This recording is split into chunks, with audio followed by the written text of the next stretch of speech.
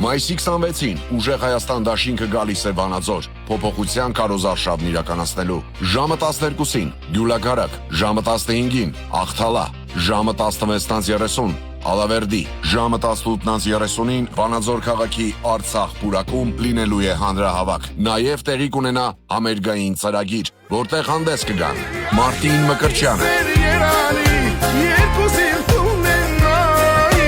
Ալեքսանդրոս Սոպոզիդիսը,